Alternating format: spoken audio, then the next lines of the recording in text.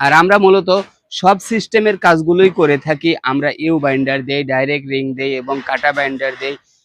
কখনো যা মেইন বারের উপরে দেই, কখনো মেইন বারের নিচে দেই। এখানে এক একটা সিঁড়ির এক একটা কন্ডিশন অনুযায়ী কাজগুলো করতে হয়। তো আবার অনেকেই আছেন যে না শুধু মেইন বারের উপরে দিয়েই দিতে হবে, নিচে দিয়ে এটা কোনো সিস্টেম নেই। তাহলে বুঝতে হবে ওই ব্যক্তি ওই এক ধরনের কাজ শিখেই সোশ্যাল মিডিয়া কাঁপাচ্ছে।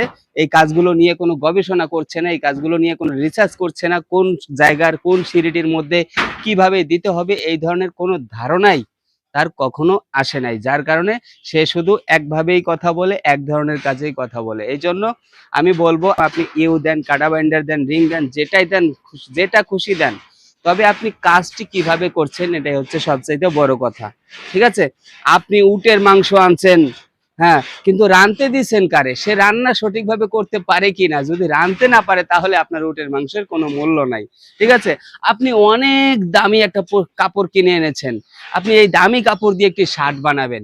কিন্তু সেই শার্টটি আপনি কাকে বানাতে দিয়েছেন? সেই দর্জি কি সঠিকভাবে কাপড় সেলাই করতে পারে কি পারে না?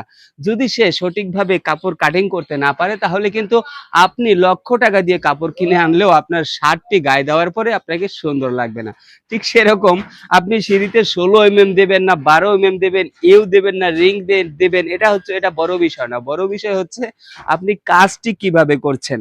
আর আমরা এই সিঁড়িতে সকল ধরনের ডিজাইন, সকল ধরনের আইটেম গুলো করে থাকি এজন্যই, কারণ আমরা এক ধরনের কাজ নিয়ে পড়ে থাকি না। আমরা যখন কাজ করার সময় তখন কাজ করি, আর কাজ করার পরে অবসর সময়গুলো এই কাজগুলো আগামীতে আরো কিভাবে উন্নত করা যায়, আরো কিভাবে খুব সহজে কাজগুলো শেষ করা যায়, এই বিষয়গুলো নিয়ে রিসার্চ করি, গবেষণা করি। অনেক সময় আমরা ইঞ্জিনিয়ারদের সঙ্গে বসে এই বিষয়গুলো ফায়সালা করি।